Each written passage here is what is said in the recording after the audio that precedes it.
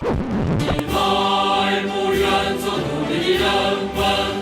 everybody. It's been a week in which it became even more difficult to be a Manchester United fan. People threw away $6 of their Spotify royalties for all the wrong reasons. China edited the ending of Fight Club, and Peter Dinklage got the Seven Dwarfs fired. Welcome to the Lager and Ideology podcast. Ruben, how are you? What are you drinking this evening? I'm terrific, Alfie. I'm drinking 4 of the cheapest tins of lager you can get in Norway.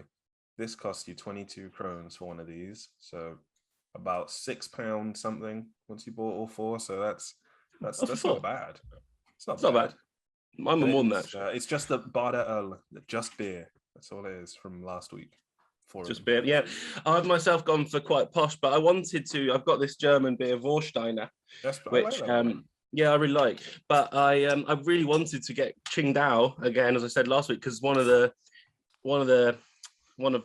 listeners suggested it, and it was like my favorite beer in Hong Kong, and also it's Chinese New Year tomorrow, so I was thinking definitely get the Qingdao. So I went all the way to the big Sainsbury's hoping to sort of get that, but yeah, the phrase "big Sainsbury's" is I love it. Such a charming insight into British life. All they had was the Warsteiner, so well they didn't have it, but this was great. You've got to go into Tesco Egham. That's the spot. Tesco Egham's got all the beers in it. It's actually an impressive selection. They might not make it last the train journey back.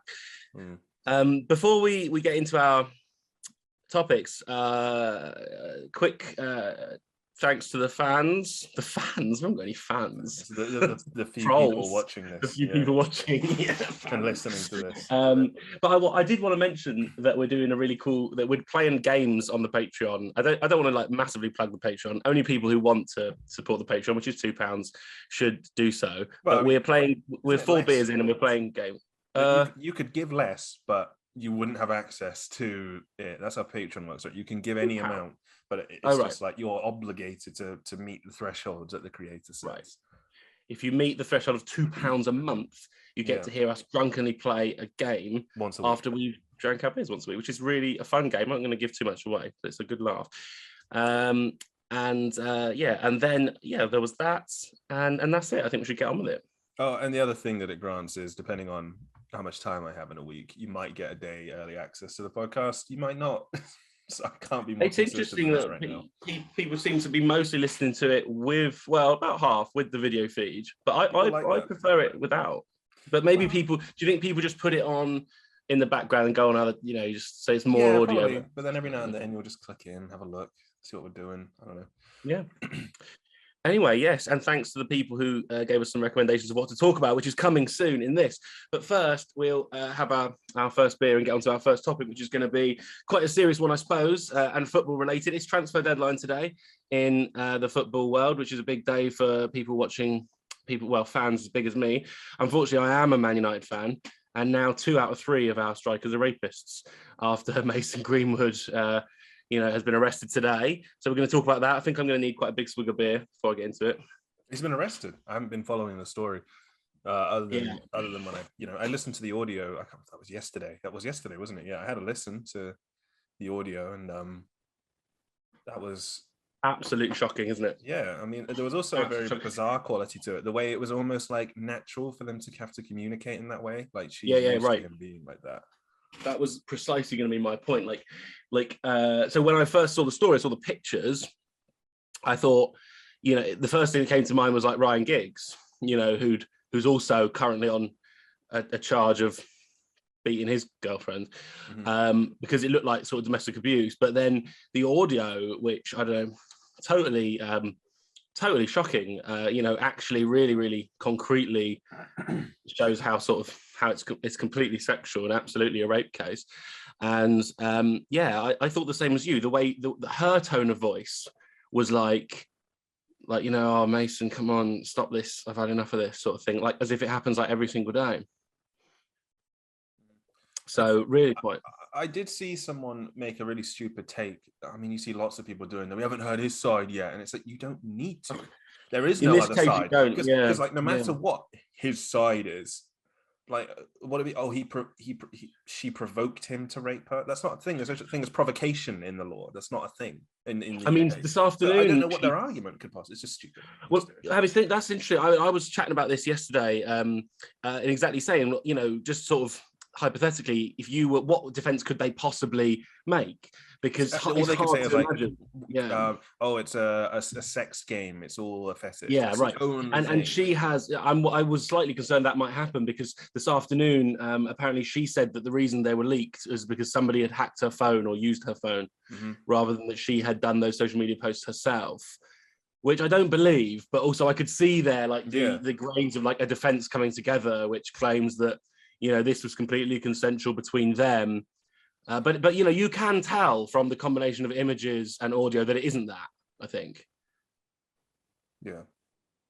And yeah, go on. No, just certain odd things about it. That was all I was just gonna say, because when I first started listening to it, I thought, is this some weird, like, is this like some weird bedroom thing they do? When I first listened to it, like, I think at one point when I was listening to it, I was like, so he sounds angry, and then I was like, wait, is this an act because of the way she's speaking? And then by the end, I was just sort of confused, and then I was like, no, it's most likely just going to be that he's violent. Yeah, and with the combination of images, I think it probably is that. I mean, it obviously is that, and I mean, you know, and it's sort of important that Ronaldo has just kind of escaped prosecution for what is quite a similar case, although different in the sense that Ronaldo's case is like, you know, and we should, I suppose, it's old, isn't it? It's 8 years ago. Oh yeah, it's historic. It's 2009, and it was a sort of, you know, it wasn't a partner of his. It was a random sexual encounter, but he did quite similar, sort of, and he kind of has in some contexts admitted it, and it's also quite a clear rape case. So it's incredible, really, that, you know, two Manchester United forwards of, you know, 20 years apart in age almost have like got these kind of quite comparable situations. But I mean, I suppose one of what I thought was most interesting, and the reason why I thought we should talk about it, apart from the fact we're interested a bit in football and in thinking about it more critically, but is that, you know, the fact that the way it came through social media. So you can see from the wording of the police reports that the police weren't aware of it first. So like, you know, it says that this morning's report said like the police have arrested a 20-year-old man after photos of Mason Greenwood or photos of a case involving Mason Greenwood posted on social media this morning. So like, you can see that she didn't go to the police. She chose to, presumably, I mean, assuming that was a choice, social media was the chosen outlet for this rather than the police. I think that's quite telling, like, you know, that she must have very little, you know, these victims must have very little faith in the British police if they are, first of all, they're strategically deciding basically that social media is the way I'm going to get any kind of justice out of this, which will compel the police to act. Yeah, it is alarming that the police are so incapable of prosecuting a rapist or actually getting a prosecution in a rape case, and say finding a. That's right, and there's that, plus the fact there's like probably a history of like the police and the justice system itself being quite protective of footballers. So like, apart from like high profile media cases like the Ched Evans one, which ironically turned out to be a false conviction, there's someone I know is a lawyer. This is great this is amazing stuff. Someone I know is a lawyer who sort of told me that football, I mean, it's not quite comparable because there's nothing wrong with having illegitimate children, at least compared to raping and beating people. But apparently Premier League footballers have so many illegitimate children that the courts have, she works in the law, the courts have this kind of go-to settlement form for like, so basically if you have the child of a Premier League footballer, you go to a lawyer and they like open a drawer and say, right, well, this is the standard settlement, here it is. And it's a house, 18 years worth of private school education, and a fixed child support monthly contribution. And this is just so common that, like, you know, lawyers just literally open the drawer. Like, you turn up to the lawyer and say, just rifling through the little thing. Where's the footballer drawer? There it is. Yeah. And so I suppose what I'm saying, I mean, it's incredible to think that, like, I mean, of course, Maradona had that big saga in the news, you know, in the 90s that he had all these kids that he wasn't he was denying were his, which clearly were his.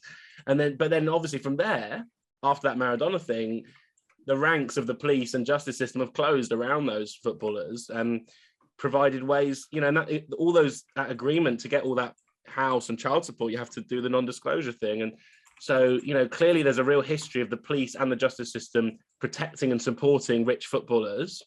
And that is why you would go to social media with your abuse and, sexual assault case before you went to the police. That's really horrible, I think, and sort of awful situation that we're in.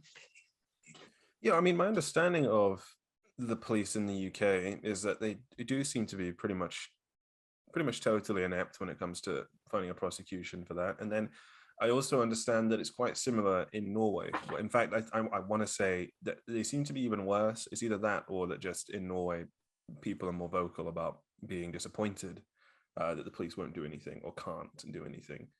Because you do see a lot of jokes that are like, the police when, your friend or you are, raped and beaten, and they don't care. Or like the police when you have less than half a gram of weed, and they're like, oh, well, we really care. That seems to be how the attitude towards it in Norway. That's very interesting. Yeah, I did hear stuff about the Norway, the Scandinavia situation with all that. They don't seem to be very good when it comes to dealing with rape. I mean, to be honest, like what I see here is that socially they are in many ways ahead, but in many other ways like totally fucking behind. Yeah, I mean that's really because we should get some future topics which really drill into because we're meant to be talking about football this year, but my understanding in England is that with rape, it's not so much something that people it's not like a social taboo, like if it's a crime and serious and it's treated as such. I think once you reach a certain age, I mean obviously when I was a kid, you had YouTubers playing zombies, and you would get the zombies to follow you around in a circle, and they'd call it the rape train because you were just, so that and just shouting at like he's raping me or whatever. That was a PewDiePie thing to just scream. Oh yeah, I remember actually. But then I think,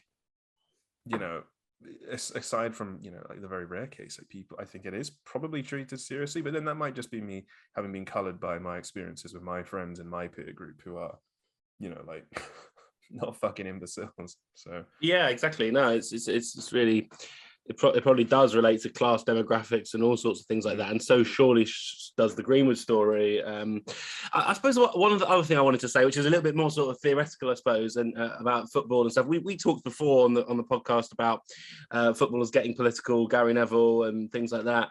But I suppose I wanted to think about. It was weird because the other day I was actually talking about this before the Greenwood thing came out, and I was talking about the difference between Ronaldo and Rashford. Marcus Rashford, who's done all this brilliant like humanitarian work, free school meals, things like that, like campaigning over the COVID period. He's been, phenomenal sort of political force, really. And then he's playing for Manchester United alongside Cristiano Ronaldo. They often, he often comes on, like Rashford is now not starting. So there's sometimes Ronaldo comes off, Rashford comes on. So there's this real sense of these kind of connection between these two men. Ronaldo, who's got this basically pending or failed rape conviction that he should have been convicted for, and Greenwood, who and Rashford, who is like a wonderful ambassador for like the way football can improve the world. And I was thinking it's really interesting when you're a football fan, you don't really notice the difference when the goal goes in, right? Like if Ronaldo scores, and football fans just feel this kind of wave of emotion, like it's goal, it's positive feeling. There's all that sort of. There's all that masculinity built into football, and it's historical. We didn't struggle to, when we said John Terry was racist or Jamie Vardy, we still celebrated the goals as if they were goals, in the same way. But I was really noticing, I don't know if it's true of other football fans, but for me, watching Ronaldo score, you still felt this kind of like Man United have scored thing, which had emotions attached to it. But when it's Rashford, there's something a little bit different, that it sort of politicized that emotion. So you still feel your Man United like celebration, your football fan-ness celebrating your Man United goal or your football goal, but then you also celebrate, you sort of feel twice because you know it's Marcus Rashford and you love him. And I think England fans from the Euros would feel that way about Rashford and about Bukayo Saka, just the way that they had been such like pioneers of BLM and other they were just such a change in the football lads thing, So I guess what I'm trying to say is, your football emotions are important, and they can, you can either be cheering on a rapist or you can be cheering on people that are really making positive impact in the world, and that kind of matters. Yeah. I'm not sure how much time we have because I didn't put on a. Oh no, we probably run out of time. Well, no, we've got about 3 minutes. Yeah, probably okay. Because I was thinking about that, like how important it is in like a spectator sport, an entertainment thing. I don't want to go down like the fucking ontological route of like what the point of sport is or something. I don't know. Ontological? I can't remember. University was a few years ago, so. Yeah, I don't know. Yeah, epistemological is the other one, and I don't remember the difference. Because like, does it matter when the footballer you're cheering on is a piece of shit or whether they're good or not? Because then it's like it's their job to do that. So does it matter whether they're an asshole outside of their job? But then exactly because spectator sport goes back, I guess, I immediately thought of like gladiators, and the gladiators were revered and loved. There were different gladiators that people liked and didn't like or whatever, or they were good at killing and the others weren't so good at killing. Like 2,000 years ago. And did it matter if they were pieces of shit or not to the Romans? Did that matter? I think you're right. I think you're right that the piece of shit don't matter. My point is different to that. It's easy to cheer on a piece of shit. Cristiano Ronaldo isn't the first. As I said, we don't for John Terry, we don't for James Vardy. What is different is when your cheering gets co-opted by that player. This is what I think Rashford's doing. And to finish this really depressing segment on a high note, I guess, I think Marcus Rashford is successfully co-opting emotions which belong in the realm of football and directing them somewhere else. That's doing political good. Yeah. So, I'm not saying it's wrong to cheer on pieces of shit, but it is refreshing that you've also got examples of people, perhaps like Gary Neville, who's a bit of a liberal, but definitely like Marcus Rashford, who are, trying to co-opt emotion, structures of emotion. Like people are going to go to a football match, right? And they're going to feel. That's what football matches are. They're stadiums full of feeling. I've been to one live game, and I didn't really give a shit about who it was. It was like Birmingham Middlesbrough, and I was just there for my friend. It was his birthday, and we were there. And I didn't care, but then, it was a close game and Birmingham were the team we were there for. And I did get into it. It was great. You don't even know you're doing it. And this is my quick take is that football stadiums manufacture emotions, and people like Marcus Rashford are trying to use that manufactured, quite corporate emotion to direct it towards something useful instead of these horrible examples of, dickheads. And to make a quick controversial point that I no reason I should be making right now, but I'm going to do it anyway.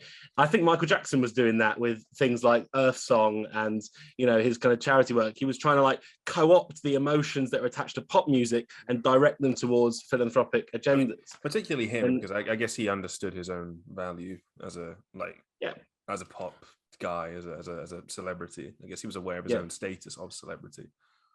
Precisely, and one day we're going to talk about Michael Jackson properly. These are just breadcrumbs. We'll find a way. These are breadcrumbs. We've already got ideas for a few episodes down the line of just gimmick episodes. So I'm sure I said to Ruben the other that my opinions about Michael Jackson are probably the most controversial opinions I hold are attached to. And you are a moon landing denier, which is like. Still, that's like a knife edge one. I think people are quite. And like, talking of misinformation and conspiracy, we need to move on to the next topic. So I'm going to finish this bit. Oh, I'm going to finish mine too.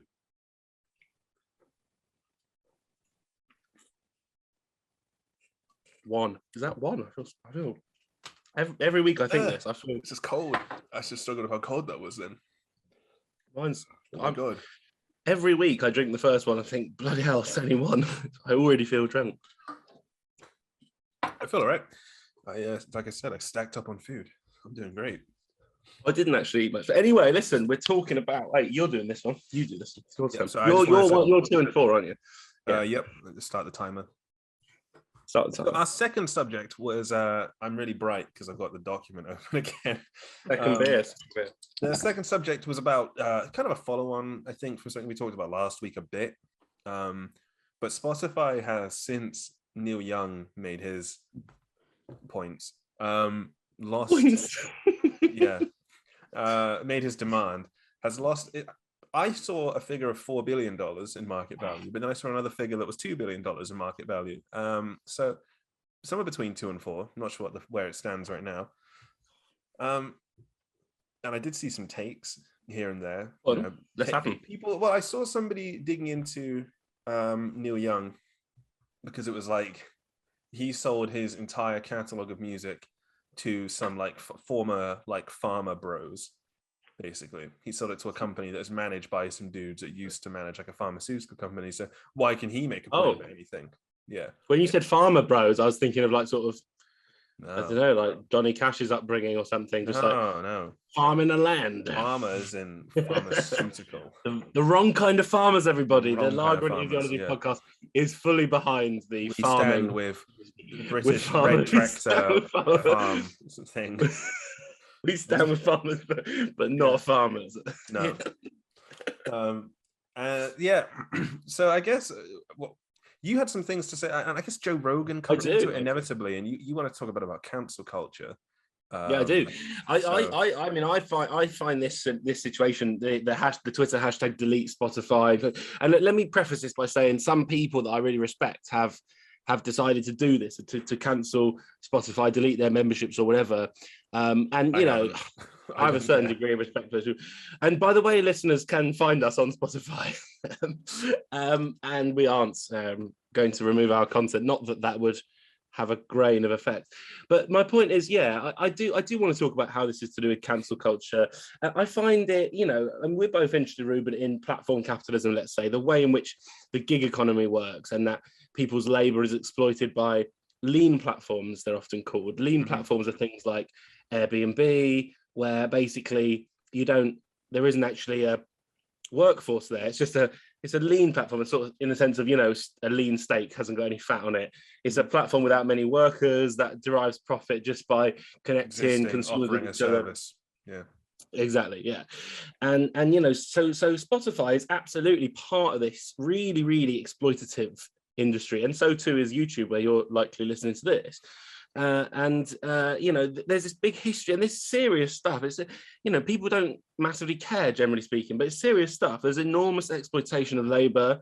There's extremely negative side effects of these kind of companies and businesses, which is not in our 15 minutes of low-key beer drinking podcast to go into. But the point is, these corporations are full of reasons to cancel them. So there's absolutely good reasons to not have Spotify and to, you know, think of other ways to listen to music. Absolutely.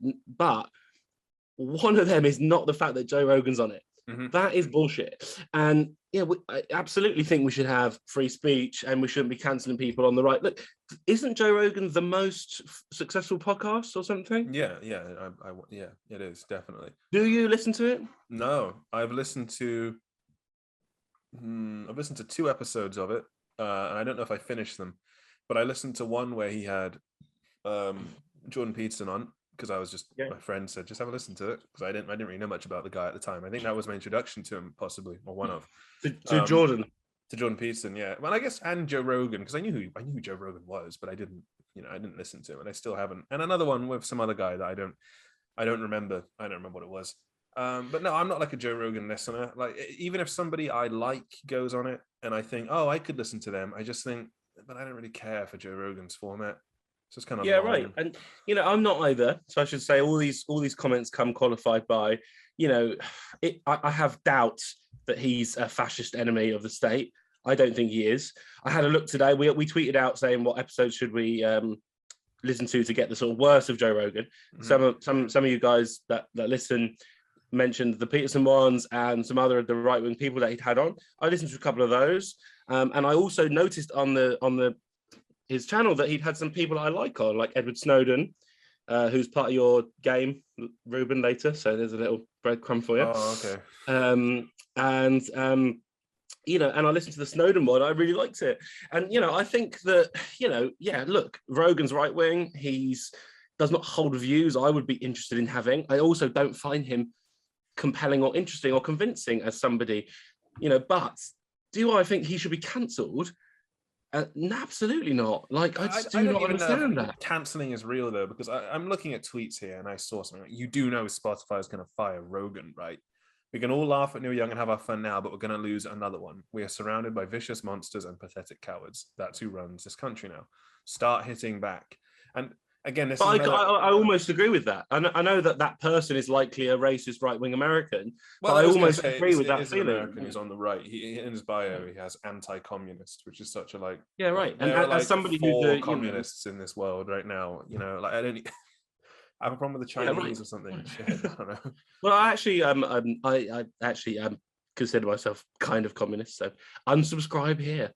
No, I'm sort of joking, but you know, What but my difference would it point is make? that We still live. You still live in my England. point is, come on, I mean, my point is, this guy is a mainstream producer, content producer. You know, this is not like, and those right with that quote you just read out from the tweet. You know, like obviously as somebody who considers themselves extremely on the left and kind of European, you know, I don't want to like identify with those, but I totally get what you're saying. And this is a kind of free speech cancel culture issue.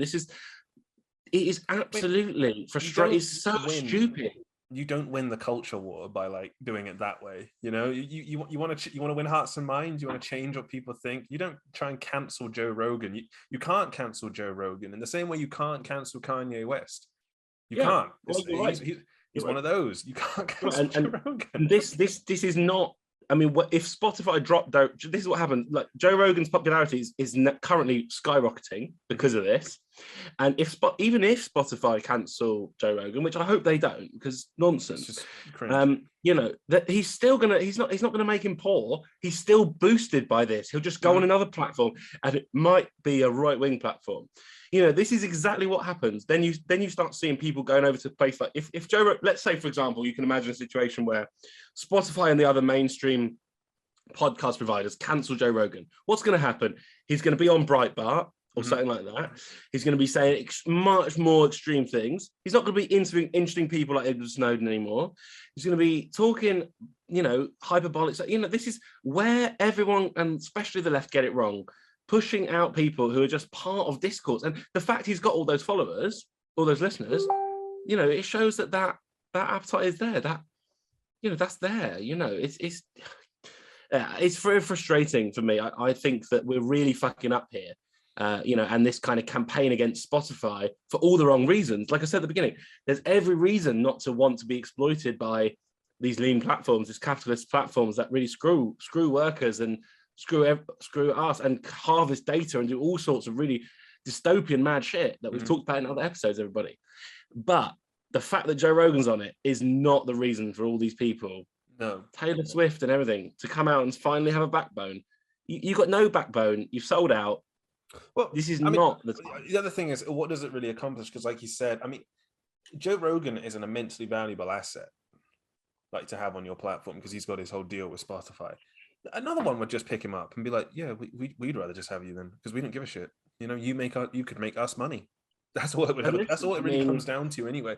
That is all Spotify will be assessing, because Spotify isn't some like beacon of morality when it comes to like music streaming, because you know, there are lots of things to say about Spotify and the tiny amount they pay stream, you know, the artists and blah blah blah.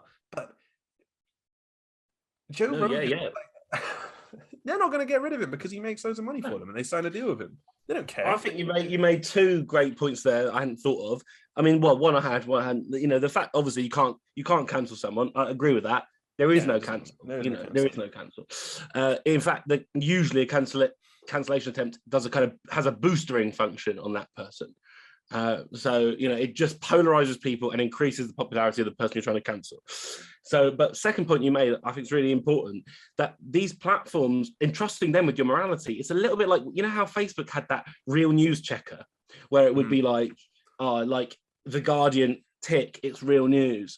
Whereas, you know, and actually Breitbart was on the list. This is one of the maddest things. Breitbart was on the list saying real news. Breitbart's full of bullshit. But so's The Guardian. The Guardian and Breitbart are not real news. There is no distinction between real news and fake news. And the fact that we're now entrusting Facebook to distinguish what's valid, what's not valid, or Spotify to decide what should go or should not go, this is an absolute disaster. And that's the end. You're handing over all your control as democratic citizens corporations that are fucking you. That's what I keep seeing this thing at the moment. I think I've said it before in messages, but you're probably not that aware of it. It's like, you will live in the pod, you will eat the bugs, and you will be happy. Like, you know, in reference to this, the annoying articles you see that are like, living in pods is the way to like save the environment. Eating bugs is the new eating meat. And you have all these dudes, and it's usually dudes, I think, usually guys who are just like, I don't want to do that. I want to lift weights, live in a normal place, and eat steaks. That's what I want to do. I do not want to live in a pod and eat bugs and be happy and be okay with it. And the next step of that I've seen is like, it's that, but then it's also, and you will own nothing and you will be happy. Because now we've got, there's this suggestion, with like, and this is something that you see with in communism and what's happening here? Socialism. I don't know where that went. Socialism. I was like, it's not sociology. That's not it. It's another thing. And socialism no, don't do sociology. It's state-owned. I did sociology A level. It was fine. My teacher. If any of our listeners are approaching a decision about where to go for university or what to do, don't do sociology. At least do like criminology with like forensics or something. Maybe do that if you're going to do something like it. And even just do philosophy and media arts or politics. Everyone, join us. Yeah. Anyway, yes, your point's valid. It's that in like communism and socialism, there are going to be all these things which are state owned, and in turn, everyone owns a part of it. And in the most extreme scenarios, everyone starves to death. And in the least extreme scenarios, maybe like in Norway, where it's a bit socialism-y, but not anywhere near as much as everyone thinks. Like the hospitals are good, and the public transportation's pretty good, and everyone's pay is a decent like level. That's sort of where it's like it's least extreme but still effective. It's sort of like in Norway. That's what I say. Norway, it's like a very limited extreme, but it's quite effective. And now we're seeing the opposite, where because of like capitalism and platform capitalism and just these entities have gotten so big that you couldn't possibly contain them, I don't think. There is now, see like the Wall Street Journal saying bullshit like, which basically suggests you'll own nothing. We're going to abolish private property, and all the corporate, like huge companies like BlackRock will own every fucking house in the world. Is it BlackRock? Is that what they're called? There's an American like property company, and their assets now are over $1 trillion or some shit in value. I mean, this is $4 trillion in value, and so everyone's gonna have to rent forever. You can't own anything, and all you're gonna live on is like subscription services. This goes back to the question of communism and so on. Like, what I'd like to see, like part of what you just described, is just like corporate hell. Another part of it is just like, yeah, that's the future. Because I don't see why we should own homes. I'll be quite happy for the state to own all of houses, and everyone to just be like equal renters, as communist states have tried to do. But then at that point, people would push back and say, I want to live somewhere nicer because I'm a surgeon. Yeah, exactly. But let's not get into that, because that's the big old thing. But it's sad that what's actually likely to happen is enormous corporations own everything, and you have no choice but to just be a renter of those things, and private, So I'm going to bring a pop culture example in from the cyberpunk universe. The game, I'm not sure if I don't understand the cyberpunk universe, and if William Gibson and his cyberpunk universe is like the canon cyberpunk, and that the game is a part of that, or so that's how it works. Gibson's Gibson created cyberpunk, and so many other people have sort of added to that unit, like a modding community. It's like a creative, like the SCP community. I don't know about that. Right. It's actually a great thing to talk about, because it's like a philosophy which has been modded. That's I think it's really great. I think SCP is fucking awesome, actually. So, and the same goes for like Cyberpunk. But in the Cyberpunk game, they refer to the Corpo Wars, and the two massive corporations. Everyone just fought for. Oh no! And it's like a pretty shallow like throwaway line, but it's still fun to entertain. Like, the Corpo Wars. Yeah, right. I mean, one day we should. Yeah, I agree with that. One day we should talk about the China. Oh, in fact, it's the next fucking segment, everybody. And we ran out of time, because this corporate wars is going to be. Excusing the brief like intermission, which no one will have seen. Oh no, no matter how you look at it, we've done 15 minutes. Yeah, we've done 15 minutes. Okay, well, listen, the next topic. We're moving on to two. Can we call dwarves fun? We're moving on to two fun topics. I guess it's fun in the sense that can be fun. It's controversial, but it's not so much that dwarves are fun. I mean, you might meet someone who has dwarfism or a form of it who is fun. They could be fun. You might do. But the concept of it isn't necessarily fun. No, we're Unless not in like a mocking fantasy dwarves. game setting, I don't. There's a lot there. Listen, if you came here to mock dwarves, go to another podcast because Yeah, we go have somewhere else. That's not what we're clever doing. things to say about dwarves. But that's not the third topic. The third topic is, as we were just talking about, what the bloody hell's going on in China and how does it relate to the sort of censorship, things like that. But, you know, connected to what we were just saying, what were we just saying, Ruben? Corporations will own everything. Right, I was going to say this bloody 5G You'll thing live in the with pods, Huawei. you'll eat the bugs, and you will own nothing, and you will be happy.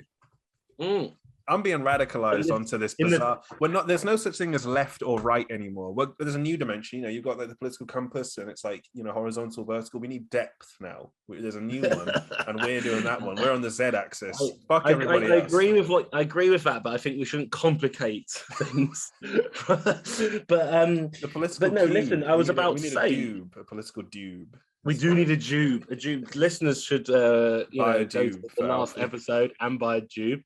Actually, Ruben, I received some texts about the dube. I was like really hoping Dion Dublin would accidentally retweet us or something, assuming we were like marketing his dube, but that didn't happen. But I did receive some texts from friends saying the dube banter was really strong. So if listeners want to know what the dube banter is, last week's episode is the place to go. But I was just on the topic before we changed topics of, you know, corporate wars, as you said, and, you know, this nonsense between Donald Trump and Huawei in the Trump years, you know, who would own the 5G network? Would it be Huawei or T-Mobile? It was just absolutely unbelievable. Like, you know, there were these like T-Mobile sent these kind of Huawei sent these kind of fake Americans, these white guys that they'd got from who lived in China to T-Mobile to get jobs. And they stole a robot from there called Tappy. This robot was called Tappy. It was one of the robots that T-Mobile were developing. They took this bloody thing back to China, or I'm sure it's not a thing, but like a bit of code or whatever that they stole, and took it back to China and then started like building like a Chinese kind of like version of this bit of T-Mobile's code. And like Trump got involved in this, Xi Jinping had got involved in this. It's absolutely insane. Like you can absolutely see that like this national battle between US and China is not actually about the US and China. It's actually about the corporations who it's a corporate and like cultural war. It's a corporate culture war. That's how I look at, you know, I always say China are winning the culture war. That's what I keep saying just because of TikTok. My old bit. Like, I need to move to my new bit. Anyway, the new topic. Sorry, everyone. Yeah, the new topic is it's Europe. New topic. I'm actually struggling to get this beer in me simply because I'm so full right now. I'm like hurting. I'm like actually. I left a bit. No, you have to finish it. You have to finish it. There's enough beer there to consider that a swig. That is a swig. It's gone. All right. Listen, it's related, but we're on to the topic, but we're not onto it formally, and now I'm putting onto it formally. Big news in the old film industry today, this week, wasn't today. Fight Club has been released in China. Can you believe that? What is Fight Club? 2002? Older. Oh no. 2000 or 2002? Come and find out on Timeline, everybody, when you're a patron. Well, I now know what the year is from, so hopefully you didn't use it in your timeline because now I know the year it's from. I didn't. Okay. Related things. Right. Well, it was 1999. Okay, 1999. I'd used 99 in my timeline. There's another breadcrumb for you. You don't need to do these. Let's go. Come on. No, you're not going to put these. This is just confusing you. It's tactics. Anyway, listen. It came out. They changed the ending. At the end of the film, am I saying that right? Tyler Durden, is he Brad Pitt's character? Yeah. Whatever. Tyler Durden gets arrested by the Chinese state or by the American state and punished for his misdeeds. No, he's put in a psychiatric hospital. That's right. And no, Tyler Durden isn't. It's Edward Norton's character who was just. I thought they were. Are they both Tyler Durden? Yeah, but it's Edward Norton is the guy. He's the real guy. Tyler Durden is his alter ego. And what a fucking actor. Massive spoilers for Fight Club there. Yeah, but I get at this point. To all of our listeners who aren't old enough to have watched Fight Club yet. That's the thing. I will put a disclaimer at the start just to say, look, we do spoil Fight Club. No, you won't. But what? No, imagine you're like 14, you've still not seen Fight Club, but you're listening to this podcast that's way too highbrow for you. The 14-year-olds listening to this podcast are so awakened to the truth that they will never worry about such spoilers. Yeah, true. And what can we talk about Ed Norton for a quick hot seconds? Because he's a Yeah, fantastic actor, Ed Norton, isn't he? Yeah, he is. Have you seen Primal Fear with Richard Gere? Oh. Which is my new poem. No, It's phenomenal. I've not seen it. Do you want to continue on that ABAB like rhyme scheme? I'd recommend it to all of our listeners. Primal Fear is one of my favorite films of all time. It's got a bit of a Usual Suspects vibe, but Ed Norton is unbelievable. And I won't give a spoiler to Primal Fear. Shall I? Yeah, I will.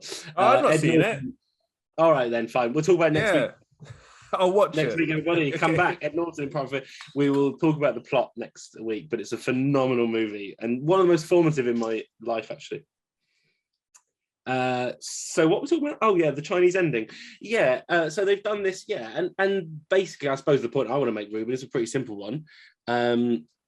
The American media and European has picked up on this thing and said, bloody hell, aren't the Chinese China, so fucking bad? China, yeah.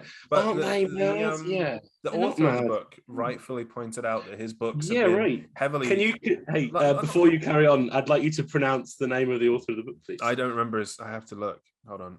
Well, okay, you can... I'm willing to allow you to Google it and still pronounce it. Yeah. Palahniuk. I don't know. Chuck Palahniuk? Chuck Palahniuk. Yeah, I don't know. I mean, Chuck is the easy part. So a name. Chuck Palahniuk. Yeah, it's a good name, isn't it? Strong name, memorable name. I knew it was Chuck, and I knew the last bit was complex. His books are. Well, I mean, I think they've been altered, and they're not allowed in schools and prisons and all sorts in the US. I don't know what it's like in the UK, but he only referred to the US because, I mean, he is American, so he'll be more intimately aware of what they're doing with his books. But yeah, his books are heavily sort of altered. I mean, I did screenshot him talking about it, about how he doesn't really care because it's like, yeah, he finds it interesting that his books are heavily banned at the US. Prison systems in some states won't carry them, or in their libraries. Schools won't take them. Private schools won't take them. Can we stop there for a second on the prison one? Yeah. So certain books are banned in prisons which aren't banned in other contexts? The Texas prison system refuses to carry his books. I find that extremely interesting. And I wonder whether prisons do censor dangerous material, so-called dangerous material from prisoners who want to read.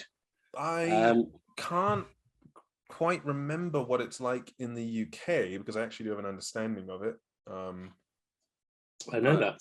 Yeah, I think they do take issue with some things, but the trouble is that my knowledge of it was sort of in the middle of the pandemic where getting things into a prison was difficult anyway because no one wanted to check anything and no one would do anything because it was a fear that COVID could be spread, by the sending in of books or anything.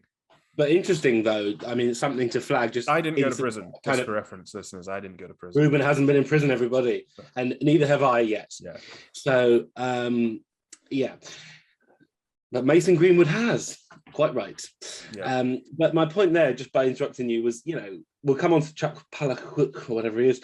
But yeah, interesting that prisons would have a different censorship model to libraries, for example, both run by the state, but there's something there for people to think about.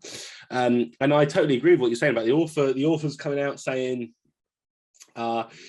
censorship is this massive issue. It connects, doesn't it, to our last topic? Well, because he then goes on to say, and he makes it personal, but it's only an issue once China changes the end of a movie. Like that, he's the way you said that. The way you said that. Sorry, I'm literally ruining what is a really good point. But the way you said he makes it personal was like, he makes it personal. That was what I was doing. And that's why. That's what I was going for, man. Yeah, I liked it. Yeah. Wasn't lost on me. It was the sequel, it's this time it's personal. It certainly isn't lost on the listeners now because I've ruined the joke. That's terrific. Dele Alli's trending now. It's over. Dele Alli's going to Everton with everyone else. Frank Lampard and Dele Alli are going to Everton. Anyway, listen, come back to the bloody Chuck Palahniuk quote, please. So, I mean, I do enjoy... I quite enjoy this discourse at the moment around censorship and how there's a suggestion, not so much that it's good when the US does it, but it's bad when anyone else does it. Like, you know, in media, in Indiana Jones and the Last Crusade, you see the Nazis burning books, and you know, people. I mean, I was sort of told about that or taught about that, and how the Nazis burned books. It was, you know, it was like a cultural sort of destruction thing. That was what they were doing. Oh my god, I'm really struggling today with the beers. It's really hurting me. I'm not even drunk. I'm in pain. Every week I make promises to people like, yeah, I'll just meet you after the podcast, or you know, I'll record something else after. And every week I'm just like, everyone, I need to cancel. I'm just destroyed. I mean, I always think I'll be. I mean, no, I will be okay today. But yeah, so it's only bad when like countries that aren't the US do it, and that goes into like US exceptionalism or American exceptionalism, which is like a whole. I think that's exactly it. I mean, I think that's exactly the point. And look, you know, we could, you know, we both the US and by extension its main European allies. Yeah, right. Yeah. We could give, we both have discussed this many times. We both give many examples of things which has scare tactics in the West, Europe, you know, Europe and US. For example, the Beijing credit score. Yeah. It's like there's a meme. There's a meme where it's like, you know, a Wojak who's like, oh, Chinese social credit, bad. But then they're like, but I love like my credit score in the US. Yeah, exactly. And listen, one of the things I'm really interested in is the dating world, like the online dating world. I've been like writing about this stuff, and like there's this mad thing. It's a mad thing called Baihei. It's a dating site in China that's based on the Zima credit score, which is basically means the better your credit score, the hotter dates you get. That's literally what it is. Like the hotter that they have a gradation system, like who's hotter, what's a better date, what's a better match, that sort of thing. And then only when your Zuma credit score, which is, you know, basically a social credit score, is at a certain point, you get to access those kind of like, you know, good matches for you. So you've got a dating site, which is basically saying poor people, you know, we give you a shit date, let you fall in love with a shit person, or make you go on dates that you don't really like, and then the rich people will match up. And then I was looking into this and realized they modeled the whole system based on the US credit score system. It was another, like when those Huawei people went and stole Tappy, the Chinese went to the US, they stole the fucking idea, brought it back, rolled it out. And this is exactly the point. You know, this stuff is not just happening in China. All this censorship, control of information, regulation of information is happening much more here in the UK where I am, in Norway where you are, in the US, than it is happening in China. But our media just want to say, bloody Chinese, they can't even let you watch Fight Club. Yeah, at the moment, obviously Russia are back in the news because of the Ukraine. But I've actually been reading a book called Prisoners of Geography, which sort of makes the argument that Russia is actually like fucking terrified of having its entire supply line demolished and never having access to a warm water port ever again. So that's why they annexed the Crimea like years ago, was so they could just ensure that they would still be relevant. They would say, well, we have no choice. That's how the book frames it, is that the Russians were backed into a corner. And we're like, well, fuck, we've got to do this. We have no other choice. I mean, and I think you're onto something. When China and Russia are in the news, that's when you know something's going on in our country. You know, and I know I know it's not your country anymore, and one day hopefully won't be mine because this place is fucked.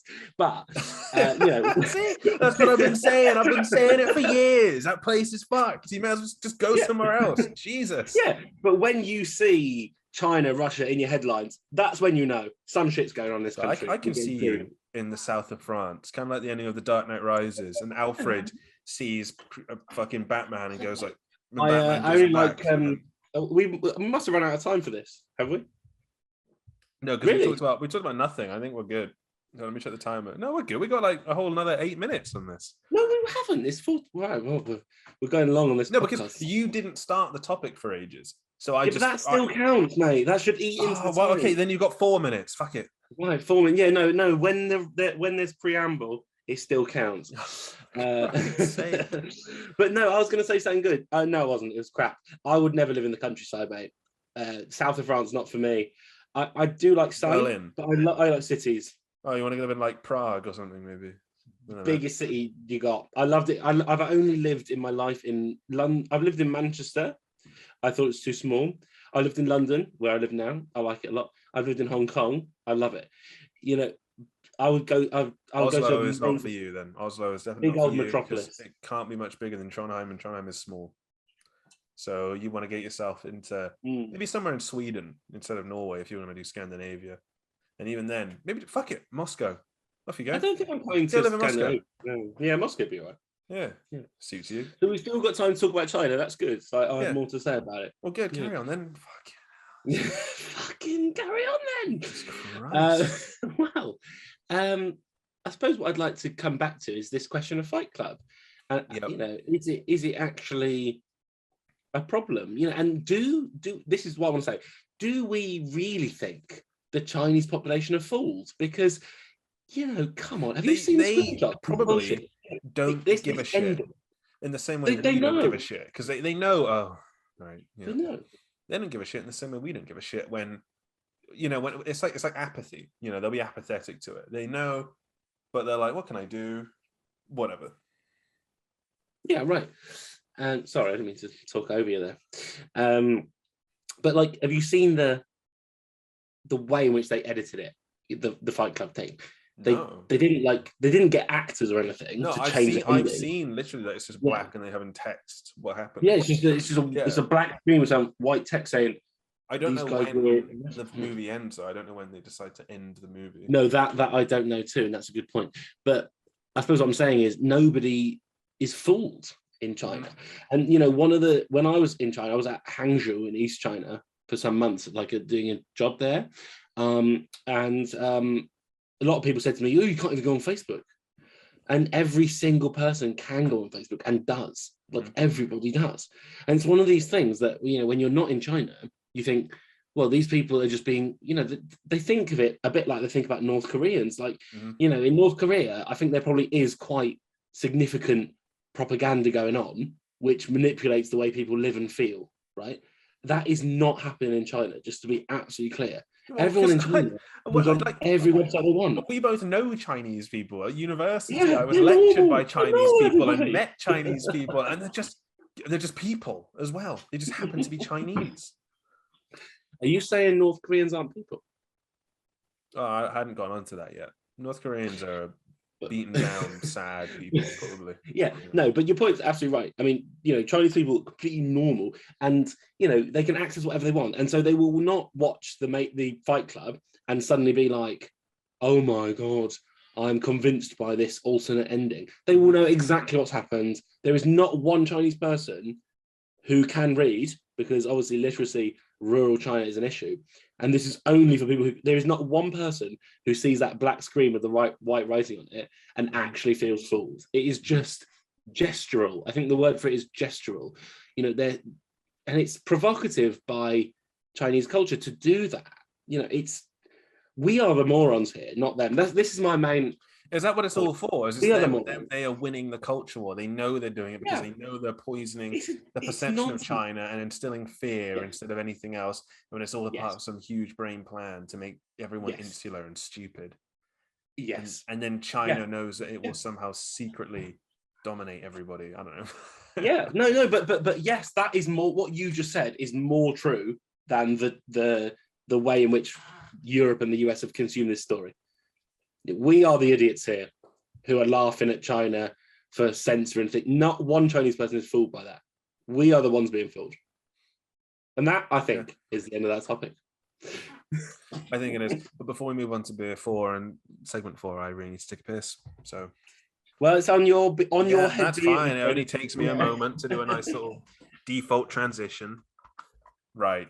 So for this 4th subject we're talking about, it was an article. Peter Dinklage was unhappy. Vocally unhappy about the way in which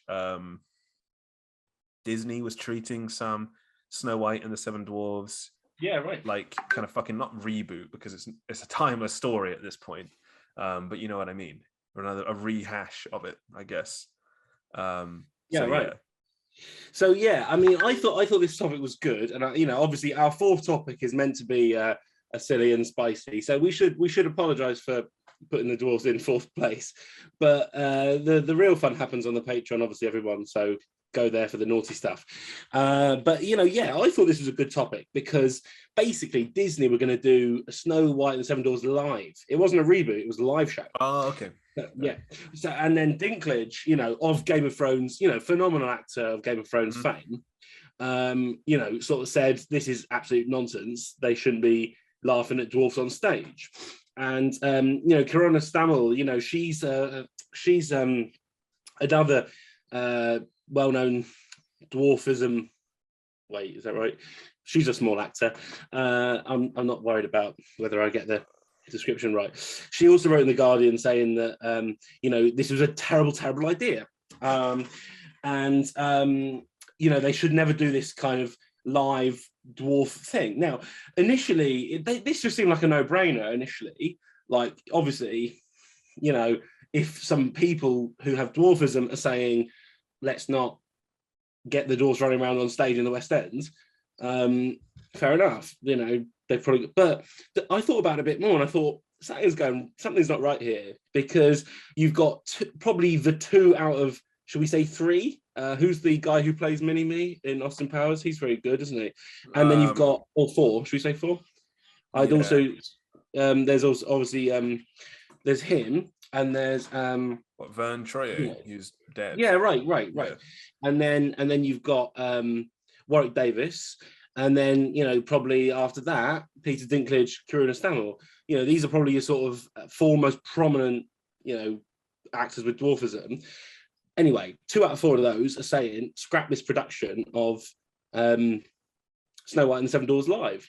And I thought, you know, I mean, don't get me wrong, I don't speak to dwarves here, but surely not. I mean, why do they want that scrapped? And I started looking at their arguments, and I thought, you know, yeah, I think this is a class issue, actually, not a dwarfism issue. It's basically bourgeois dwarfs saying no to working class dwarfs or up and coming actors, whatever. Not you know, not. Yeah, I mean, if I were a working class person with a form of dwarfism, and then I was told by Peter Dinklage, who's already made it, no, that role that you were going to be cast in, it shouldn't exist, I'd probably be thinking, how about you go fuck yourself? I need a job. Exactly. And this is how I'm going to have to get it. And at that point, it does come down to... The last thing you need as a dwarf trying to get a job as an actor, the last thing you need is another dwarf actor saying, nah. You know, that's mental. And yeah, I totally agree. But then we circle into the territory of like, well, if it's a class issue, why is it that that's all they can get in film? And I guess then I'd make the argument that that's a good point. I'm not sure if, like, well, what do you want him to do? Yeah, because I'm not sure if, like, Peter Dinklage could do what Tom Cruise does, you know, where he flies fucking helicopters and jumps. No, I don't know. Yeah, at that point, it's like, well, come on, this is all we can do, all right? Because, like, you know, that is then.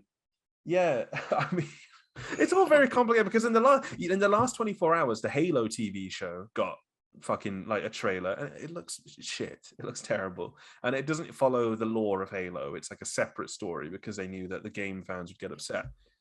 Anyway, a character from Halo 1 who dies inside the first like 2.5 hours of the entire Halo series has been cast as a black man, not a white man, like he was in 2001 in the game. Right. And there are some people who are upset about that. And I'm like, who fucking cares? Who fucking cares? Okay. You know, look, I mean, this is a tangent. I still want to talk about the dwarves, but on this whitewashing in games thing, since you brought it up, you know, I think I have the most important, not to big myself up here, but I think I have the most important point ever to be made about this. And, you know, you were in a game. You were in one.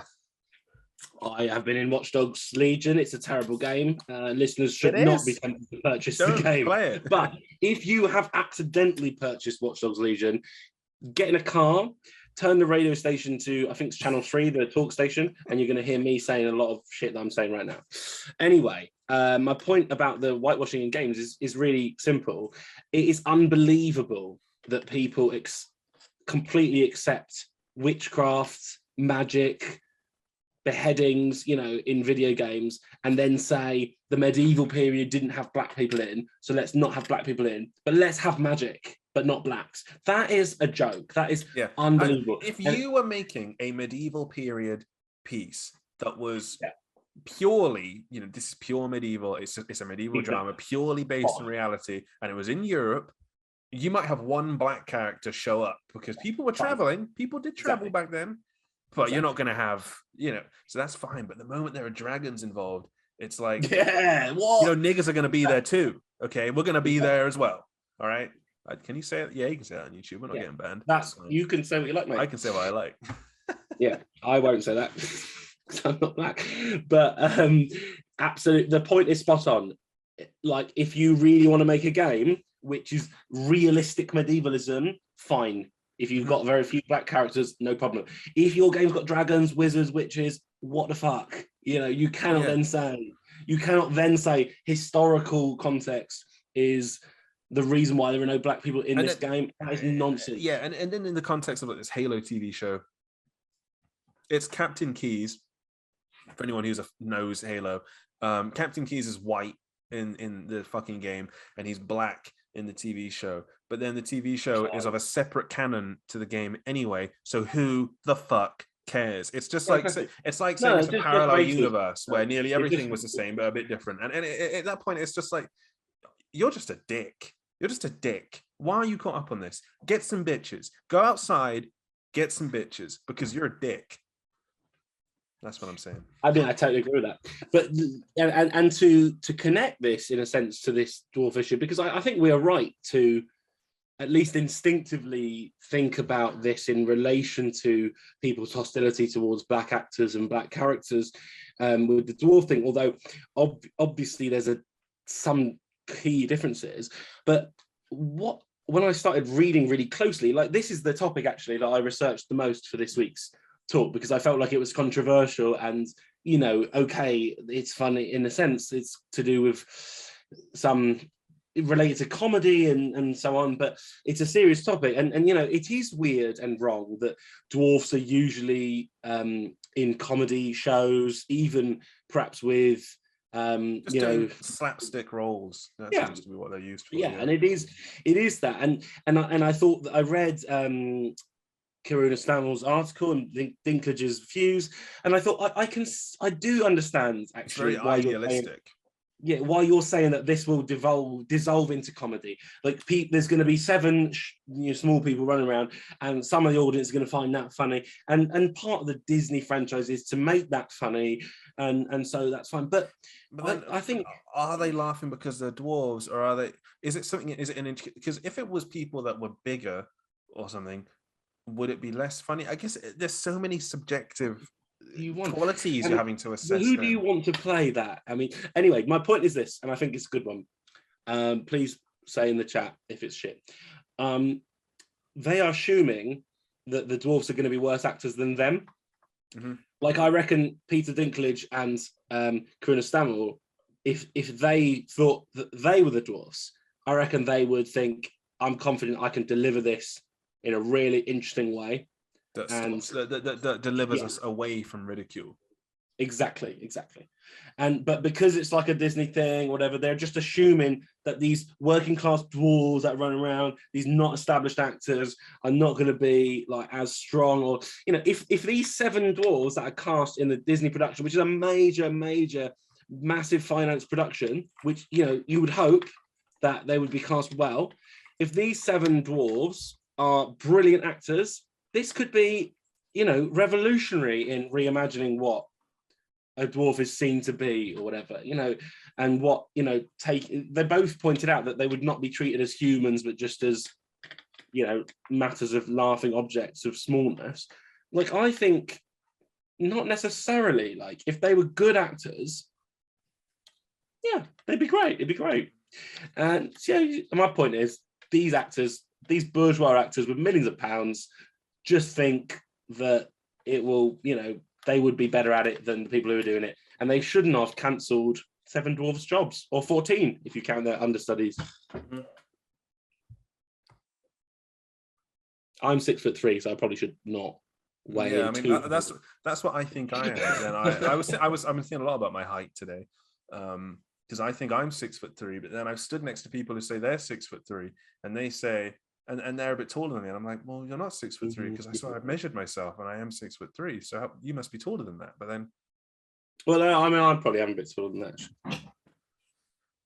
that's But ever so good, isn't it? Ever so good. A bit taller than that. Yeah. But should we? Have you watched that? Yeah. I mean, I can carry on talking about dwarves. What have I watched? What though? Before I the one with is Idiot Abroad, where Carl Pilkington and Warwick Davis it's absolutely brilliant. It's absolutely brilliant. And they go to this place in China, which is a dwarf museum. It's absolutely embarrassing the way that these dwarfs are rolled out as like caricatures of themselves. And it's Carl Pilkington and Warwick Davis having really interesting intellectual conversations about how bad the representation of dwarfism is. I recommend it to everyone. The episode where Warwick and Carl go to this weird dwarf mountain where dwarves live in, and they dig into it really interestingly. And yeah, it's the I hate Ricky Gervais, but this is one of the only gems I think in his. The temptation to just not even talk about the dwarf problem, not a problem, but the dwarf dwarf problem is just the temptation just to shut on Ricky Gervais for a few minutes is like so high because he's absolutely awful. He does irritate the fuck out of me, and will I torpedo the episode? Do I have anything to say about? I guess my closing remarks on the particular dwarf, the dwarf issue, and then other issues of the same kind of caliber, is that